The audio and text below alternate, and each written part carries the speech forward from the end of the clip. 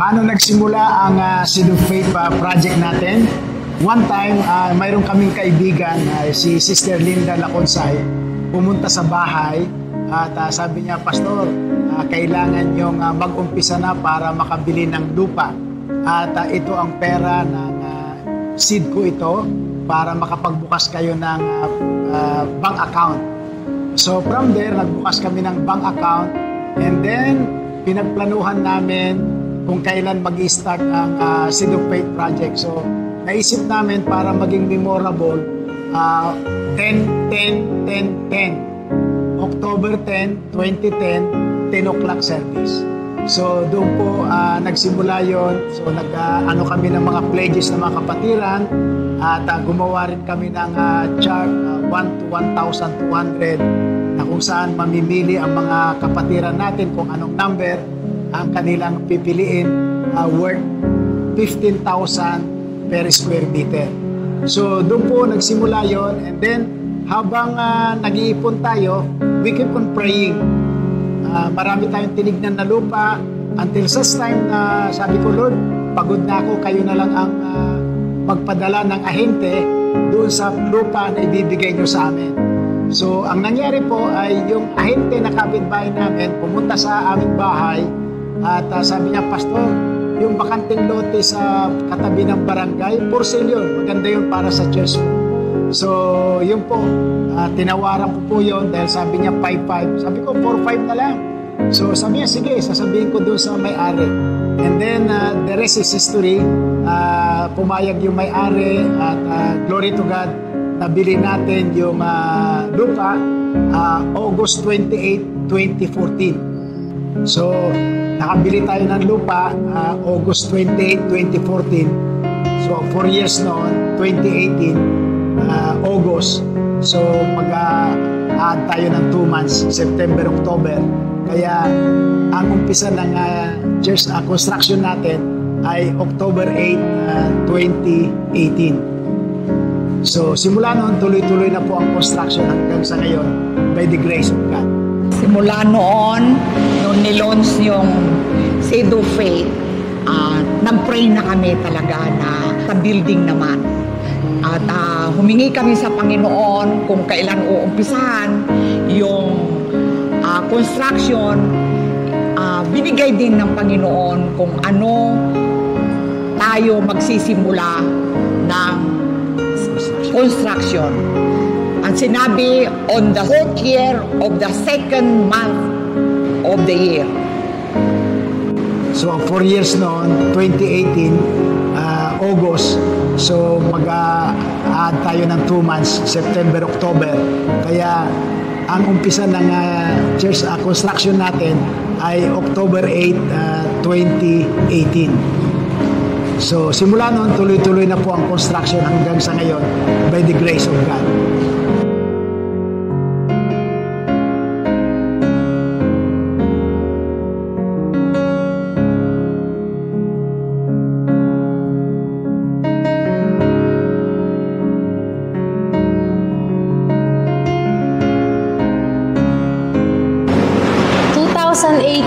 Nung narinig namin ang tungkol sa Seed of Faith project, gusto namin, pero yung estado namin sa buhay that time, mahirap talaga. At tingin namin hindi namin kaya.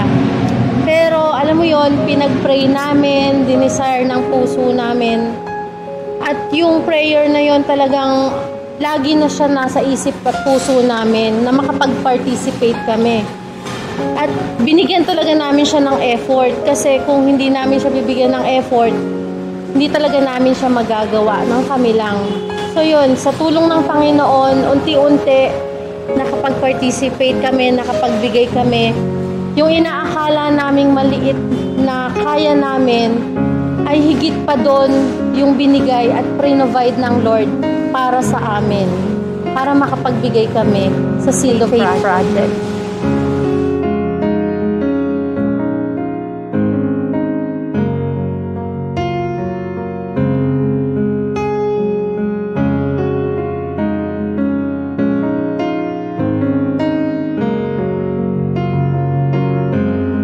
Sa akin po, bali, nag-start to last year. Naalala ko yon nung may counseling kami with Pastor Betty and Mami Josie. And then yun, sabi ko ni Candy, sige magpa-counsel tayo dahil kailangan natin yun bago tayo ikasal. At ayun talaga ang first step bago yung official wedding.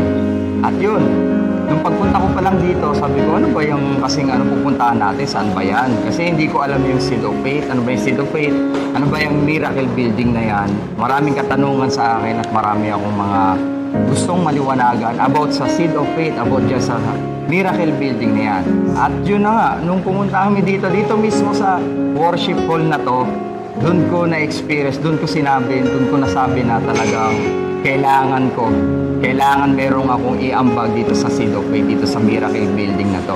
Dahil yung mga katanungan ko, yung mga malabo na gusto kong maliwanagan, si Lord na mismo sumagot dito mismo sa building na to, dito mismo sa worship hall na to. Kaya nung naramdaman ko yun, sabi ko, ba't iba yung pakiramdaman? Ano ba to? Kasi ayaw kong magbigay, ayaw kong mag-share, ayaw kong magbahagi dito kasi wala naman akong desire. Pero yung araw na yon, last year, doon ako binigyan ni Lord ng desire na magbigay dito sa Seed of Faith. Hindi lang para maitayo yung building na to, kundi para sa mga susunod na henerasyon na makilala pa ang Lord natin, ang Panginoong Jesus. Magagamit itong building na to para mas mapalawig pa pagkakilala sa Panginoong Jesus. At ayun ang simula last year nung kami bago ikasal ng aking misis na si Candy. Yung sa'yo. Sa akin naman po, kinausap ako ng Panginoon noong 2018. At syempre, sa una struggle, talagang ang hirap sumunod kasi unang-una, parang ang iniisip mo, ang binibigyan mo or ang ino-offeran mo is yung tao eh. Pero kapag kinausap ka ng Panginoon, siya na mismo at susunod na makakasunod ka na talaga kasi nakikita mo yung outcome, nakikita mo talaga yung gustong gawin ng Panginoon dito sa church natin. And kami as couple, answered prayer yon kasi sabi ko, Lord, bigyan niyo po ako ng husband na talagang magpa-participate dito sa ating Miracle Building. Noong 2018, nung kinausap ako ni Lord, hindi ko pa naman siya kilala, pero answered prayer po talaga dahil nga po, yun binigay din ng Panginoon sa akin as partner si John Ray na siya din yung kumausap sa kanya. And everything will follow po. Yung desire ko na magkaroon ako ng asawa talaga na dito kami mag-church, lahat yun nangyari po. Sa simpleng prayer lang. Yun. At dagdag ko na rin na yung doon kasi parang iniisip ko na ano ba yan? Ano lang yan? Building, pera lang siguro yan. May masabi lang church. Kumbaga iba kasi yung naiisip ko taliwas yung aking pag-iisip pagdating dito sa pinapatayo nila. At nagtataka rin ako dati noon kay Candy, ano ba yan? Bakit siya nagbibigay dyan? Ano ba yung pinapatayo nila? Ganyan naman pag may mga church. Pero lahat ng yon binago ni Lord. Lahat ng yon talagang iniba from dito, ganito yung pagtingin ko, nag-iba. Niliko ako, patalikod talagang turn around yung nangyari. Kaya praise God at meron tayong ganitong Seed of Faith na program at itong tinatawag na Miracle Building. At syempre hindi mangyayari yung ganito kung wala rin ang tulong ng ating mga leaders, especially Pastor Betty and Mami Josie at iba pang mga pastors. At ayun ang start ng aming pagsisimula na mag-ambag dito sa Seed of Faith.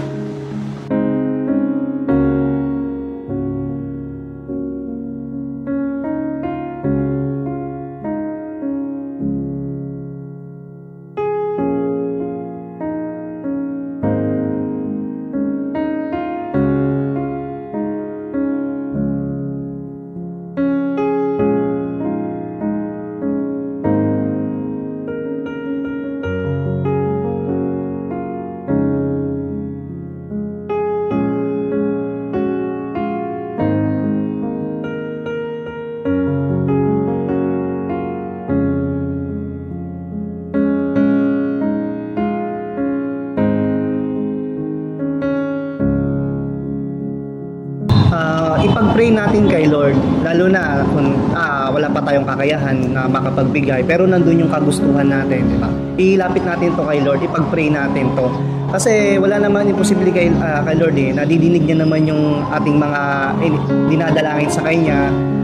'Di ba? Siya magpo-provide lahat naman ng kinakain natin, lahat ng meron tayo ngayon, lahat naman to galing kay Lord. So walang imposible, ilapit natin, ipag-pray natin.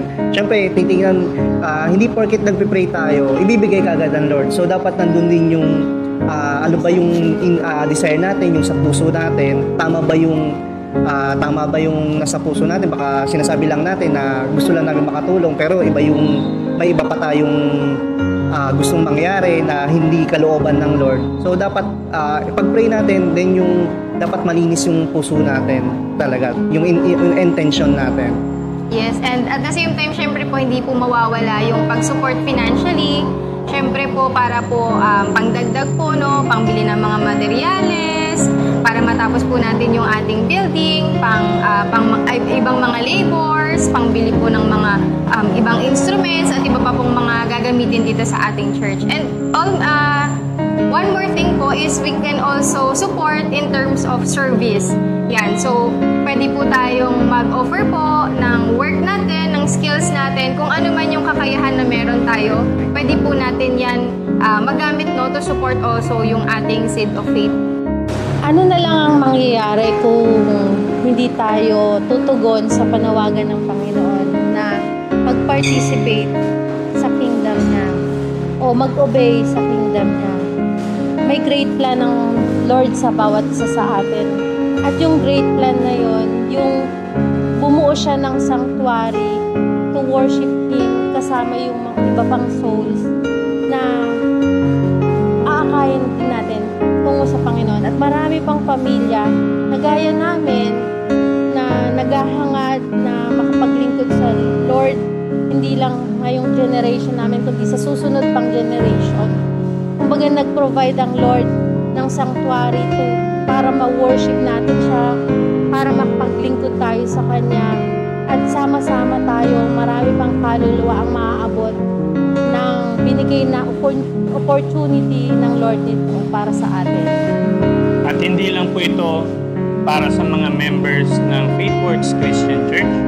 Ito po ay hindi lang para sa iilang tao, kundi ito po ay para sa karamihan na nais po na makakilala sa Panginoon. Ito po ay ang magiging sentro ng San Mateo, at hindi lamang po San Mateo, kundi nais po natin na makaabot po ang Faithworks Christian Church sa mas maraming lugar po, upang sa gayon malaman nila kung paano kumikilos ang Diyos sa bawat buhay ng isang Kristiyano. Kaya inaanyayahan po namin kayo na mag-join ng Seed of Faith Project ng Faithworks Christian Church.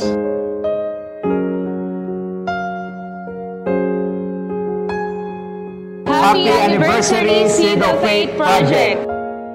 Happy anniversary, Seed of Faith! Happy anniversary, Seed of Faith Project! Happy anniversary, Seed of Faith Project!